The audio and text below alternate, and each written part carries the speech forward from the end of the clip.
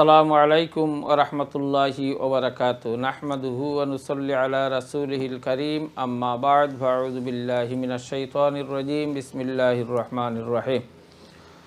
সম্মানিত আইয়ন টিভির শ্রোতা ও দর্শক মণ্ডলী, আপনারা যে যেখান থেকে আমাদের অনুষ্ঠান দেখছেন, আপনাদের সবাইকে স্টুডিও থেকে আমি মোহাম্মদ আব্দুল কুদ্দুস অভিনন্দন জানাচ্ছি, মুবারকবাদ জানাচ্ছি এবং আপনাদের প্রিয় অনুষ্ঠান আলোর পথে দেখার জন্য, সাথে থাকার জন্য, অংশগ্রহণ করার জন্য সাদর আমন্ত্রণ জানাচ্ছি। সম্মানিত শ্রোতা ও দর্শক মণ্ডলী, আপনারা সবাই জানেন আমাদের এই অনুষ্ঠানে প্রত্যেক দিন আমাদের সম্মানিত অতিথি এক একটি বিষয় নিয়ে আলোচনা করে থাকেন। আজকে যে বিষয় সম্পর্কে আলোচনা করবেন সে বিষয়টি হচ্ছে পবিত্র মেরাজ। আলহামদুলিল্লাহ, আমরা গত সপ্তাহে মেরাজের একটি অংশ আলোচনা করেছেন আমাদের সম্মানিত অতিথি। আজকে মেরাজ সম্পর্কে আলোচনা করবেন এবং রজব মাস আমাদের মধ্যে চলে এসেছে এবং রজব মাস আসলেই আমরা এই মেরাজের কথা সবাই উল্লেখ করি, স্মরণ হয়ে যায়। এই মেরাজের নবী সাল্লাল্লাহু আলাইহি সাল্লাম সম্পর্কে ইনশাল্লাহ আলোচনা করবেন। আমরা আশা করব প্রত্যেক দিন যেভাবে আপনারা আমাদের অনুষ্ঠানে অংশগ্রহণ করে থাকেন, আজকেও সেভাবে অংশগ্রহণ করবেন। স্ক্রিনের মধ্যে যে নম্বরটি দেখতে পাবেন সেই নম্বরে টেলিফোন করে সরাসরি আমাদের সাথে কথা বলবেন, মতামত রাখবেন অথবা প্রশ্ন রাখবেন। ইনশাল্লাহ আমরা সেই প্রশ্নগুলোর উত্তর দেওয়ার চেষ্টা করব। অথবা যে মোবাইল নম্বরটি দেখতে পাবেন সেই নম্বরে টেলিফোন করে টেক্সটের মাধ্যমে আপনাদের মতামত অথবা প্রশ্ন আমাদের কাছে রাখতে পারবেন। সম্মানিত শ্রোতা ও দর্শক মণ্ডলী, আমরা নির্দিষ্ট একটি সময়ের ভিতরে আমাদের অনুষ্ঠান শেষ করতে হয়, তাই অনেকে আমাদের কাছে বিভিন্নভাবে প্রশ্ন করেন সরাসরি টেক্সটের মাধ্যমে। সব সময় আমরা সব প্রশ্নের উত্তর দিতে পারি নাই সময়ের কারণে। গত সপ্তাহে আমার এক ভাই সরাসরি টেলিফোন করে কয়েকটি প্রশ্ন করেছিলেন, এর মধ্যে 2টি প্রশ্নের উত্তর আমরা দিতে পারি নাই। ইনশাল্লাহ আজকে সেই প্রশ্নগুলো আমি নোট করে রেখেছি। আমরা প্রশ্নের উত্তরে যখন যাব তখন প্রথমেই এই প্রশ্নগুলোর উত্তর দেওয়ার চেষ্টা করব। আমি সরাসরি আমার সম্মানিত অতিথির কাছে চলে যাব এবং আমাদের অতিথি হিসাবে উপস্থিত রয়েছেন আমাদের সবার অত্যন্ত পরিচিত, আমাদের এই অনুষ্ঠানের নিয়মিত অতিথি, দারুল হাদিস লতিফিয়ার সম্মানিত মুহাদ্দিস এবং লতিফিয়া কারি সোসাইটি ইউকের সম্মানিত জেনারেল সেক্রেটারি হযরত মাওলানা মুফতি আশরাফুর রহমান সাহেব। আসসালামু আলাইকুম। ওয়ালাইকুম আসসালাম ওয়া রাহমাতুল্লাহ। জনাব ভালো আছেন? আলহামদুলিল্লাহ, আল্লাহর শুকর। ধন্যবাদ। সম্মানিত শ্রোতা ও দর্শক মণ্ডলী, আমরা সরাসরি ওনার কাছে চলে যাচ্ছি এবং ওনাকে অনুরোধ করব আজকের বিষয়ের উপর আলোচনা শুরু করার জন্য। আসসালামু আলাইকুম ওয়া রাহমাতুল্লাহ। ওয়ালাইকুম আসসালাম ওয়া রাহমাতুল্লাহ। আলহামদুলিল্লাহি রাব্বিল আলামিন ওয়াল আকিবাতু লিল মুত্তাকিন। আল্লাহুম্মা সাল্লি ওয়া সাল্লিম আলা সাইয়্যিদিনা মুহাম্মাদিন ওয়া আলা আলিহি ওয়া আসহাবিহি আজমাইন। আম্মা বা'দ। আইন টিভির আলের পথে অনুষ্ঠানের শুরুতে মহান রব্বুল আলামিনের শুকর আদায় করছি যে আল্লাহ রব্বুল আলামিন আমাদেরকে এই মোবারক সময়ে জুমআবার মাগরিবের নামাজের পর পরই এই অনুষ্ঠানে আসার সুযোগ দান করেছেন। আল্লাহ রব্বুল আলামিনের অসংখ্য গণিত শুকর আদায় করছি, মোবারকবাদ জানাচ্ছি আইন টিভি কর্তৃপক্ষকে এই সুন্দর আয়োজনের জন্য।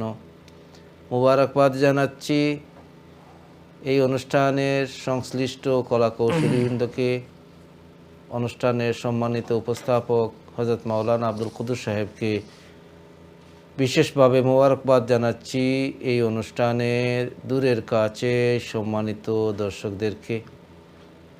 আলহামদুলিল্লাহ, প্রতি শুক্রবার 5টা থেকে এই অনুষ্ঠান আইন টিভির পর্দায় উপস্থাপিত হয়ে থাকে, আলোর প্রতি অনুষ্ঠান। আমরা এই অনুষ্ঠানে জীবন ঘনিষ্ঠ বিভিন্ন বিষয় নিয়ে আলোচনা করি। গত অনুষ্ঠানে মেরাজ, ইসরা এই বিষয়টি নিয়ে আমরা আলোচনা করেছি, যে ঘটনাটি কোরআনে কারীমে আল্লাহ রাব্বুল আলামিন বর্ণনা করেছেন এবং এটা আশ্চর্যজনক ঘটনা। এই ঘটনাটি এই বিষয়টি আল্লাহ রাব্বুল আলামিন মানুষের জন্য ফিতনা বা পরীক্ষার বিষয় বানিয়ে দিয়েছেন। এর মাধ্যমে আল্লাহ রাব্বুল আলামিন সত্যবাদী অসত্যবাদী, কারা রসুল পাক সাল্লাল্লাহু আলাইহি ওয়াসাল্লামের উপর প্রকৃতপক্ষে বিশ্বাসী এবং কারা বিশ্বাসী নয়, কারা রসুল পাক সাল্লাল্লাহু আলাইহি ওয়াসাল্লামকে নিয়ে বিদ্রূপ ঠাট্টা করছে এবং কারা করছে না, এই বিষয়গুলো পরীক্ষার জন্য আল্লাহ রাব্বুল আলামিন এমন বিষয় ঘটিয়েছেন রসুল পাক সাল্লাল্লাহু আলাইহি ওয়াসাল্লামের জীবনে, এবং কিয়ামত পর্যন্ত মুমিনদের জন্য ঈমানের আলো দীপক হিসেবে এই ঘটনাটি কাজ করবে, এবং তার সাথে সাথে মুমিনদের মনে সেটা আরও কনফিডেন্স দেবে, তাদেরকে শক্তি যোগাবে, ঈমানের শক্তিকে বৃদ্ধি করে দেবে, মুমিনের আকীদা রসুল পাক সাল্লাল্লাহু আলাইহি ওয়াসাল্লাম সম্পর্কে, আল্লাহর কুদ্দুস সম্পর্কে আরও দৃঢ় হবে। আল্লাহ রাব্বুল আলামিন এই ঘটনা সম্পর্কে কোরআনে কারিমে বর্ণনা করছেন, ওয়ামা জাআলনার রুয়াল্লাতী আরাইনাকা ইল্লা ফিতনাতাল লিন্নাস। ইয়া রাসূলুল্লাহ, হাবিবাল্লাহ, আপনাকে আমি যা দেখিয়েছি, ওয়ামা জাআলনার রুয়া, আপনার সেই দেখা বিষয়গুলোকে আমি বানিয়েই নাই কিছুই, আমি বানিয়েছি ইল্লা ফিতনাতাল লিন্নাস, আপনাকে আমি যা দেখিয়েছি মেরাজের রাত্রিতে, সেই বিষয়গুলোকে মানুষের জন্য একটি পরীক্ষার বিষয় হয়ে গিয়েছে। যারা প্রকৃতপক্ষে আপনাকে বিশ্বাস স্থাপন করেছে, ঈমান এনেছে, আল্লাহ রাব্বুল আলামিনের উপর বিশ্বাস হয়েছে, এবং আপনার মর্যাদা সম্পর্কে, আপনার স্টেটাস সম্পর্কে, আপনার শান এবং মান সম্পর্কে যারা পরিপূর্ণভাবে ওয়াকিফাল হয়েছে এবং যারা হয় নাই, এই মানুষদেরকে আল্লাহ রাব্বুল আলামিন পরীক্ষা করার জন্য এমন অলৌকিক ঘটনা ঘটিয়েছেন। আমরা গত আলোচনা করেছি যে আল্লাহ রাব্বুল আলামিন এই ঘটনার বর্ণনা দিচ্ছেন, ইসরার বর্ণনা দিচ্ছেন, এই জগতের ভ্রমণ যেটি এই রাতের কিছু অংশের মধ্যে করিয়েছেন।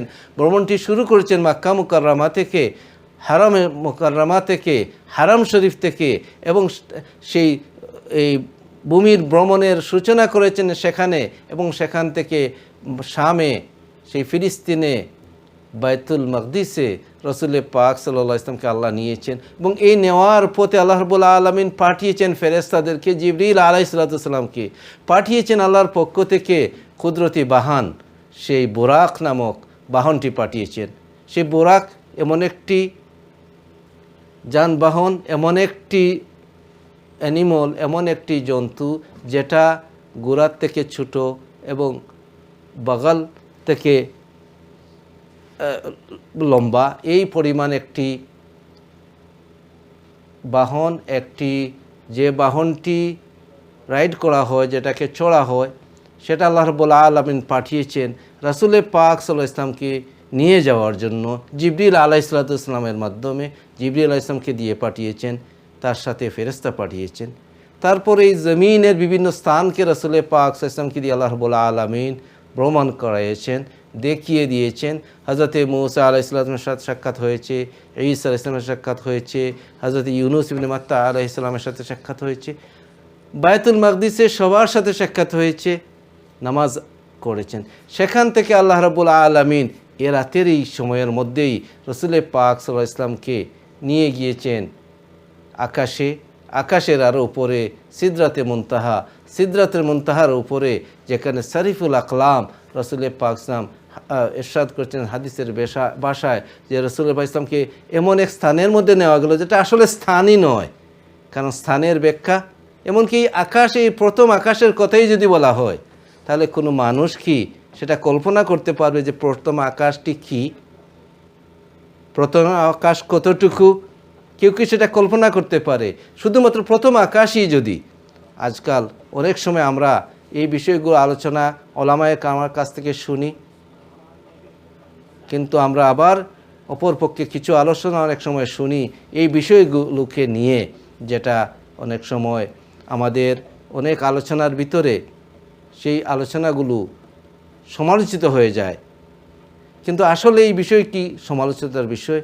প্রথম আকাশের কথাই যদি ধরা যায়, যে প্রথম আকাশে রাসূল পাক সাল্লাল্লাহু আলাইহি ওয়াসাল্লাম যখন গিয়ে পৌঁছিলেন জিবরিল আমিন আলাইহিসসালাম, সেই প্রথম আকাশে কীভাবে প্রথম আকাশটি, সেটার বর্ণনা কোনো মানুষের পক্ষে দেওয়া কি সম্ভব? কারোর পক্ষে কি দেখা সম্ভব? এটা সম্ভব নয়। সেটা কোরআনে করিম নির্দেশ দিয়েছে, কোরআনে করিম জানিয়ে দিয়েছে যে আল্লাহ রাব্বুল আলামিন জানিয়েছেন, হে মানব জাতি, হে জিন জাতি, তোমরা যদি কেউ সক্ষম হও তাহলে তোমরা বেদ করো আমার সেই আকাশকে, আসমানকে, কিন্তু তোমরা কেউই সেটা পারবে না। আল্লাহ রাব্বুল আলামিন জানিয়ে দিয়েছেন সেটা একমাত্র আল্লাহ রাব্বুল আলামিনের সেই ইজাজত প্রাপ্ত সেই রাসূল ব্যতীত কেউই সেই জায়গাকে ক্রস করতে পারবে না। জি জনাব, আমরা আসবো, একজন কলার চলে এসেছেন, আমরা কথা বলে নিই। হ্যালো, আসসালামু আলাইকুম। হ্যালো, আসসালামু আলাইকুম ভাইয়া, ভালো আছেন? জি ওয়ালাইকুম আসসালাম ওয়া রাহমাতুল্লাহ, আপনি ভালো আছেন? আমি ভালো আছি। স্যারকে আমি সালাম দিয়ে গুরুত্বপূর্ণ আলোচনা করছিলাম স্যারে। আমি কইতাম স্যার, আমরা নবী যে একলা দোয়া করছি না, তাই না দোয়া করছেন যে সারা উম্মতকে এক লগে লইয়া এটা ব্যস্ত। আমার একটা ঘটনা নাই, যেইটো আমি অকলতা পাওয়ার পরে মসজিদে আমায় দোয়া করছি, হে আল্লাহ আমি তোমারে একলা দেখতাম, তাই না আমরা মানুষ জাতির অকলে একলা অকলে এক লগে দেখতাম আপনারে। এর বাদে স্যার আমার কি হয়েছে, আমি হেতেন দেখিছি একজন খ্রিস্টান মহিলার লগে, ও হেতেন খ্রিস্টান মহিলার আমি মাছ। জি জি জি, অসংখ্য ধন্যবাদ, লাইনটি সম্ভবত কাটা গেছে। ধন্যবাদ জনাব। সম্মানিত শ্রোতা ও দর্শক মণ্ডলী, আলহামদুলিল্লাহ পবিত্র মেরাজ সম্পর্কে আলোচনা করতেছেন। আমরা গত সপ্তাহে বাইতুল মুকদ্দিস পর্যন্ত আলোচনা করেছিলেন। আজকে প্রথম আসমান, দ্বিতীয় আসমান, তৃতীয় আসমান ইনশাল্লাহ আলোচনা করা হবে। এবং এই মেরাজের যে ঘটনা বা মেরাজের যে বর্ণনা, সেটা থেকে যে আমাদের যে শিক্ষণীয় জিনিস রয়েছে সেটা অবশ্যই আমরা সেটা মানতে হবে। এবং বিশেষ করে এই মেরাজের রাত্রিতে আল্লাহ পাক রব্বুল আলামিন আমাদেরকে রাসূলুল্লাহ সাল্লাল্লাহু আলাইহি সাল্লামের মাধ্যমে কিছু উপহার দিয়েছেন, এবং এই উপহার ব্যাপারে ইনশাল্লাহ আলোচনা করা হবে, আপনারা শুনবেন। আমি কিছু প্রশ্ন আমার কাছে চলে এসেছে টেক্সের মাধ্যমে, এবং আমি পূর্বে উল্লেখ করেছিলাম যে আজকের প্রশ্নের উত্তরের আগে পূর্বে আমরা গত সপ্তাহের 2টি প্রশ্ন রয়েছিল আমাদের কাছে, সেগুলোর উত্তর দেওয়ার আমরা চেষ্টা করব। প্রথমে জনাব মুফতি সাহেব, ইনশাল্লাহ আমরা আলোচনা শুনবো, আমরা প্রশ্নগুলোর উত্তর প্রথমে দিয়ে দিই। গত সপ্তাহে যে আমার এক ভাই ফোন করেছিলেন, 2টি প্রশ্ন রেখেছিলেন। একটি হচ্ছে যে এই বর্তমানে যে চলিত মাস রয়েছে রজব মাস, এই রজব মাস আসার পরেই যে একটি দোয়া সব সময় পড়া হয়, যে কিন্তু অনেকে উনি জানতে চেয়েছেন, কে বলেছেন যে এটা কতটুকু ঠিক কিনা এই ব্যাপারে। ধন্যবাদ। গত সপ্তাহে প্রশ্ন করেছিলেন, আমরা অনুষ্ঠানের শেষ পর্যায়ে এসে গিয়েছিলাম। একজন ভাই ফোনের মধ্যে প্রশ্ন করেছিলেন, কিন্তু আমরা অন্যান্য প্রশ্নের আনসার দেওয়ার পরে এই প্রশ্নগুলোর উত্তর দেওয়া সম্ভব হয় নাই সময়ের কারণে। তিনি প্রশ্ন করেছিলেন, যে প্রশ্নটি ইতিপূর্বে উল্লেখ করা হয়েছে, তিনি জানতে চেয়েছেন যে রজব মাস যখন শুরু হয় রাসূল পাক সাল্লাল্লাহু আলাইহি ওয়াসাল্লাম একটি দোয়া করতেন, আল্লাহুম্মা বারিক লানা ফি রজব ওয়া শাবান ওয়া বাল্লিগনা রমাদান। কেউ কেউ বলেছেন নাকি সেটা করলে গুনাহ হবে, এবং সেটার কোনো সুবুত নেই। আমার ভাইকে আমি বলবো যে এই বিষয়গুলো আসলে বর্তমান সময়ে এটা ফিতনার সময়। এই অনেকগুলো বিষয় আছে যেগুলো সাধারণ মানুষের পক্ষে বুঝে ওঠা সম্ভব নয়, যে বিষয়টি সাধারণ মানুষের জানারও প্রয়োজন নয়। যার যতটুকু জানার প্রয়োজন তার জন্য ততটুকু জানাই যথেষ্ট, এবং যারা বেশি জানার প্রয়োজন তারা যত জানবে সেই অনুযায়ী। এবং কথা বলার ক্ষেত্রেও রাসূল পাক সাল্লাল্লাহু আলাইহি ওয়াসাল্লাম আমাদেরকে দিক নির্দেশনা দিয়েছেন। জানার ক্ষেত্রে যেভাবে আমরা আদিষ্ট হয়েছি আল্লাহর পক্ষ থেকে, আল্লাহ রসুলের পক্ষ থেকে, সেইভাবে আমাদের সেই জানা বিষয়টি মানুষের কাছে প্রচার করার ক্ষেত্রে, মানুষকে বোঝানোর ক্ষেত্রে রাসূল পাক সাল্লাল্লাহু আলাইহি ওয়াসাল্লাম আমাদেরকে দিক নির্দেশনা দিয়েছেন। তাই যেভাবে আলিমরা বা উলামায়ে কেরাম বা ইসলামী স্কলাররা জ্ঞান অর্জন করবে, জ্ঞানের গভীরে যাবে, সেইভাবে যেভাবে তাদের দায়িত্ব গভীরে পৌঁছা, বোঝার চেষ্টা করা, তেমনিভাবে সেই গভীরের কথাগুলো পৌঁছাতে কি স্তরের মানুষের কাছে কোন ধরনের কথাগুলো পৌঁছাবেন সেই ব্যাপারেও রসুলের পাক সাল্লাল্লাহু আলাইহি ওয়াসাল্লামের দিক নির্দেশনা রয়েছে। তাই সেই বিষয়গুলোও খেয়াল করা প্রয়োজন। সেইগুলো ছাড়া সেটা মানুষের জন্য বিভ্রান্তির কারণ হয়ে যাবে এবং যিনি এই কাজগুলি করবেন সে নিজে দেখবেন যে সে মানুষকে হেদায়েতের পথে ডাকছেন, ইসলামের খিদমত করছেন। কিয়ামতের দিনে সমস্ত মানুষরা পাবে তাদের সেই নামায়ে আমলে সেই কাজগুলো ইসলামের কাজ হয় নাই, বরং ইসলামকে ধ্বংসের কাজ হয়েছে এমন হয়ে যাবে। তাই অনেকগুলো বিষয় আছে যে এই বিষয়গুলো সাধারণ মানুষে বোঝার ক্ষেত্রে কষ্টকর, এগুলোর অন্যান্য নলেজের প্রয়োজন রয়েছে। তাই এই বিষয়টি থেকে আমি না গিয়ে আমি শুধু এটুকুই বলবো যে রাসূলে পাক সাল্লাল্লাহু আলাইহি ওয়াসাল্লাম থেকে বর্ণিত আছে, মুসনাদে আহমদে হাদিস এসেছে, অন্যান্য হাদিসের কিতাবে হাদিস এসেছে এবং সেই দোয়াটি মুস্তাহাব। কেউ যদি না করেন তাহলে তার কোনো গুনাহ হবে না। যারা করবেন এমনিতেই যদি কেউ বরকতের মাস আসে সেই মাসে বরকতের জন্য দোয়া করে, তার জীবনের সর্বক্ষণ বরকতের জন্য দোয়া করে, সেটাতে গুনাহ আর কিছু নয়। তাই যে ভাই প্রশ্ন করেছিলেন আমি আপনাকে বলবো এই বিষয়টি রাসূলের পাক সাল্লাল্লাহু আলাইহি ওয়াসাল্লামের হাদিস থেকে বর্ণিত আছে। হাদিসের সনদের দিক নিয়ে ওলামায়ে কেরাম কথা বলেছেন। ইমাম আহমদ ইবনে হাম্বল রহমতুল্লাহ আলাইহি সেই হাদিস বর্ণনা করেছেন, অন্যান্য মুহাদ্দিসিন হাদিসকে বর্ণনা করেছেন। হাদিসের কিতাবে হাদিস এসেছে, হাদিসটি বানোয়াট হাদিস নয়, তাই এর উপর আমল করা যায়। তাই এটা আমল করা মুস্তাহাব। কেউ যদি আমল করেন, এই দোয়া পড়েন, আল্লাহ আমাদের জন্য রজবের মাসে বরকত দান করুন, শাবানের মাসের বরকত দান করুন এবং বরকতময় সেই মুক্তির মাস, নাজাতের মাস রমাদানে আমাদের পৌঁছে দিন। সেই দোয়া কেউ যদি করেন সেটা মুস্তাহাব হবে, ভালো হবে ইনশাআল্লাহ। জি, অসংখ্য ধন্যবাদ। আসলে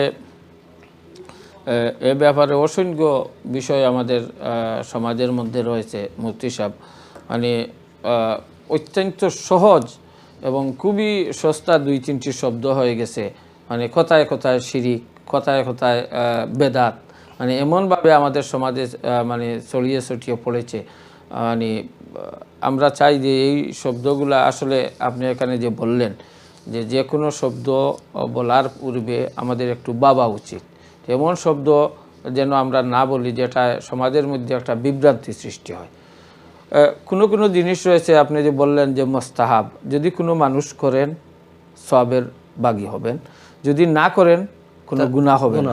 তাহলে এটা নিয়ে তো বাড়াবাড়ি করার কোনো প্রয়োজন নেই। অসংখ্য ধন্যবাদ ভাই। আরেকটি প্রশ্ন করেছিলেন এই বিষয়টি এভাবেই, এই যে পবিত্র রমজান শরীফ আসার পরে আমরা অনেক সময় বললে থাকি যে রমজান 3 ভাগে বিভক্ত, প্রথমে রহমত, মাগফিরাত, নাজাত, এভাবে আমরা বলে থাকি যে 10 দিন 10 দিন, এটাও সম্পর্কে যদি একটু বলেন। ধন্যবাদ। আসলে একটা বিষয়ের সাথে আর একটাই সম্পৃক্ত।